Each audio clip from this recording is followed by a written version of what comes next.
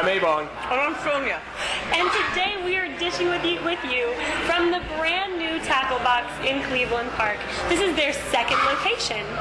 It's located at 3407 Connecticut Avenue Northwest. And for those who don't know, Tacklebox is known for its seafood, shellfish, as you can tell by the lobster. Even the corn on the cob is great.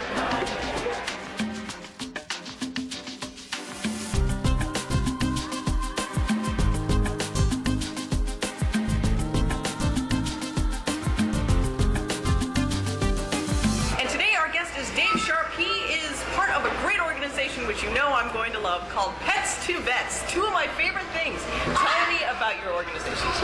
Well, Pets to Vets, what we do essentially is we pair up shelter animals, dogs and cats, sometimes birds, depends on the variety, with veterans, military veterans, active duty, first responders that have post-traumatic stress disorder, traumatic brain injury, or similar illnesses.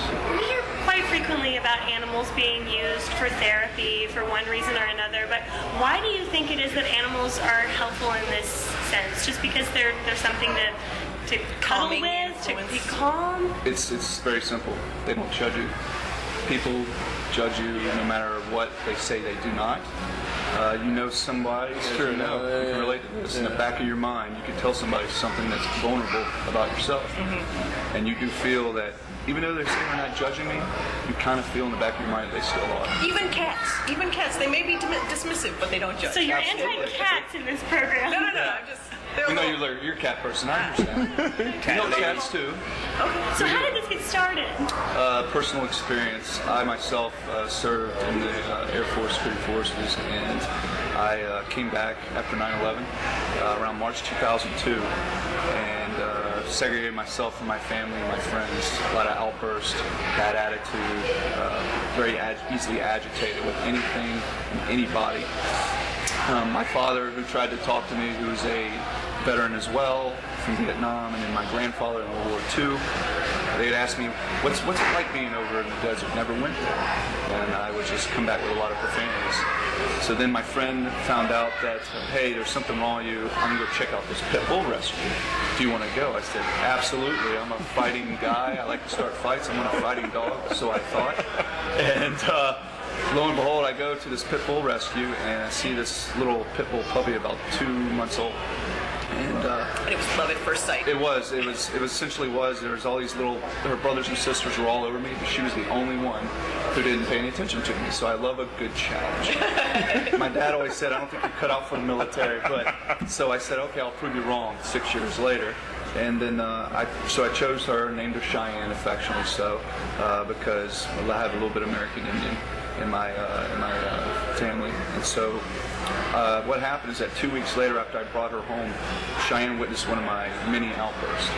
I woke up having nightmares, a lot of traumatic issues with that. I went to the kitchen, and I remember the refrigerator door hit my shin, and I just went in a rage on the refrigerator door, just started beating it up. And then, of course, Cheyenne was about 4 months old at the time, looked up at me and barked, and I looked at her and I told her to shut up.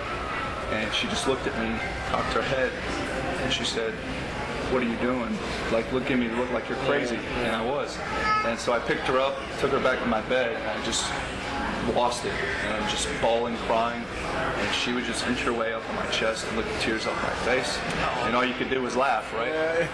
Another incident happened about 2 months later. I had survivor's guilt. I had some of my buddies who didn't make it back, who had families. I was an only child. I'm single. I didn't care at the time. I didn't have anything to lose. And Cheyenne, I had 45 pistol in my mouth, ready to pull the trigger with a hammer back. And Cheyenne came in, licked my ear, distracted me. I turned around and looked at her, and she gave me this look like, who's going to let me sleep in my bed, in your bed, the way you take care of me, and just let me do whatever I want. And I put the weapon back, and I haven't looked back since. Haven't even touched it. So I said, you know what?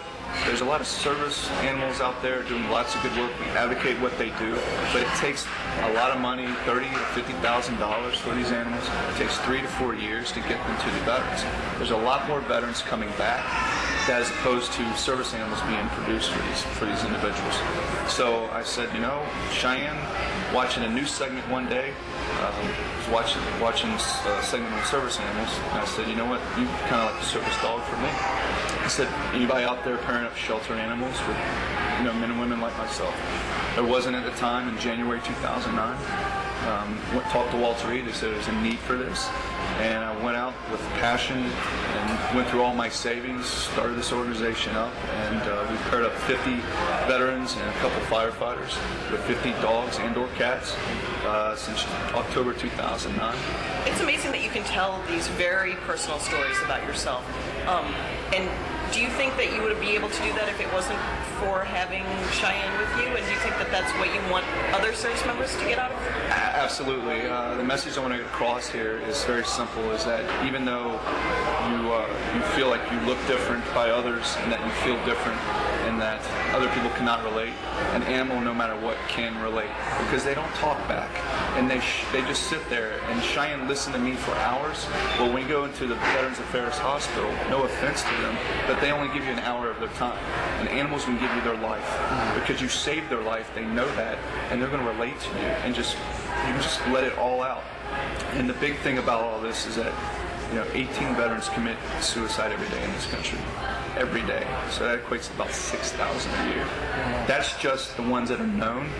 And there's 9.5 million veterans and firefighters and police officers and other, even kids, burn victims, that are known to have post-traumatic stress disorder.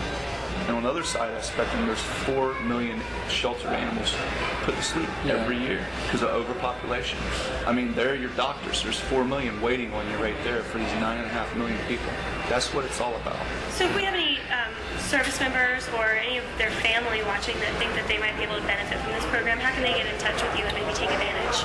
Visit our website at www.p2v.org. Our contact information's up there.